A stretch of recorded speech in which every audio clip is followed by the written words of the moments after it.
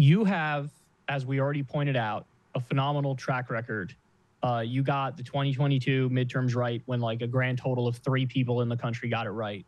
You very early on said Biden should drop. And by the way, here are a list of Democrats who can do way better and it'll happen quickly. Who's going to win this election? I think. So we have Glenn Beck. Glenn Beck's a freak, man. Glenn Beck, of course, he was let go from Fox News for being basically cancer to advertisers. He was just an insane conspiracy theorist, even back in 2009, 2008, whenever the hell he was on the air. And since then, he went on this arc where for a brief moment, he was anti-Trump. Remember that? All the liberal celebrities were like doing live streams with him and stuff. And then 7.5 seconds later, he reverted back to homeostasis for Glenn Beck, which is I support the Republican no matter what. And he ended up back on Donald Trump's dick. And so now he's ramped up his idiocy even more.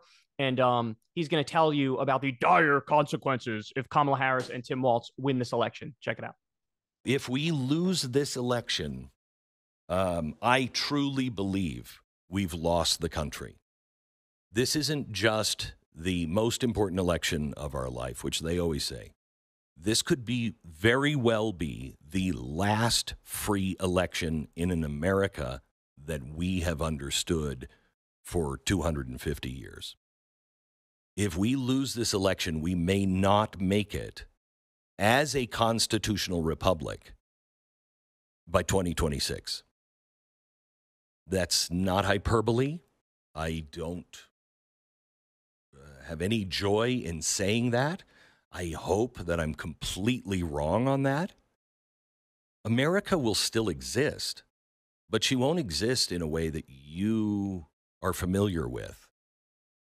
They are going to become more and more draconian. This is the Chavez moment. It honestly is. This is the Chavez moment.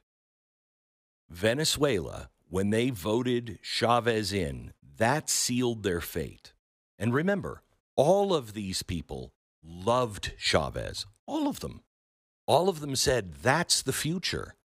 That's what's going to cure all of the problems in Venezuela. You know what the problems were in Venezuela? Corruption. Was any of that solved? No. It only got much, much worse because that's the way socialism and communism works. And you're seeing it happen in real time. If they could put Elon Musk into jail, they would. If they could take his company away from him, they would. These people are not messing around.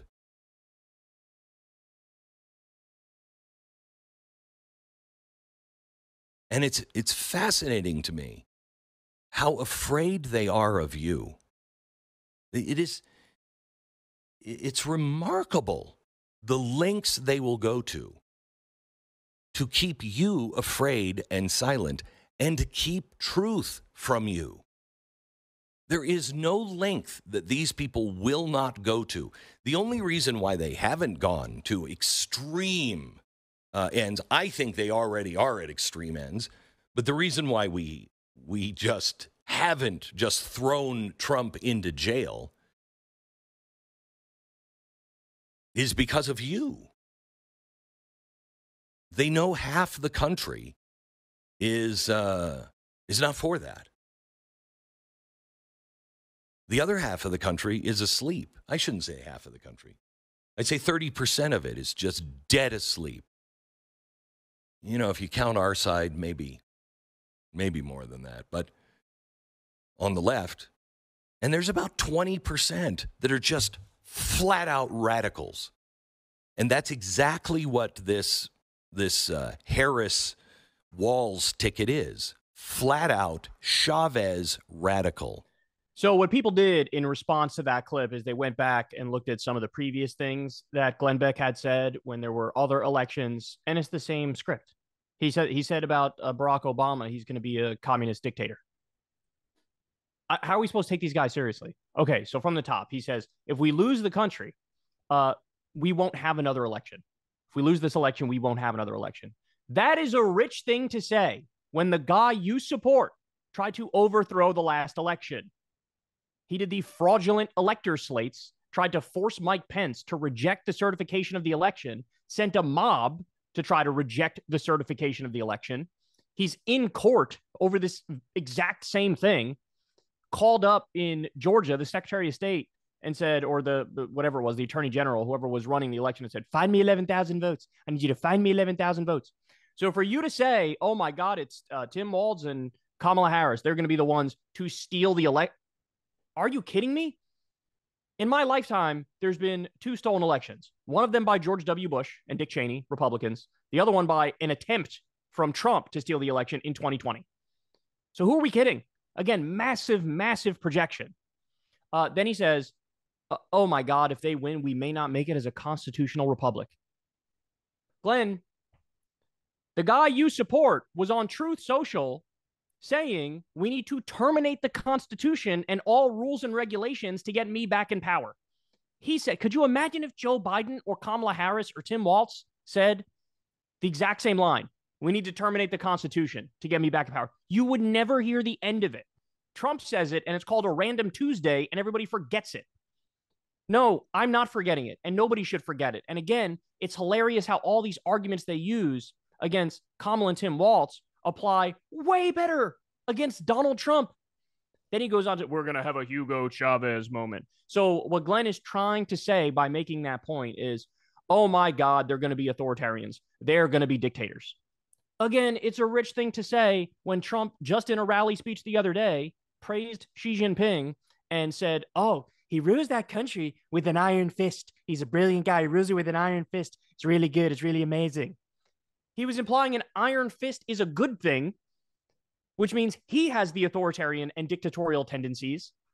And again, they flip it and act like it's the Democrats who are in love with the authoritarians.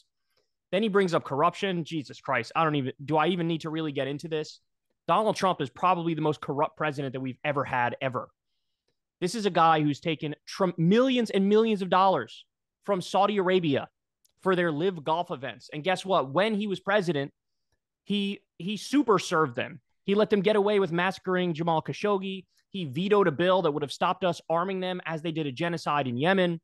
He's got a business deal going on right now with the country of Oman. And of course, if he becomes president again, you bet your ass he's going to super serve Oman. I've said nothing yet about the meetings he's had with billionaires, asking them for his campaign, and says to them point blank period, look, give me money, I'll give you more tax cuts.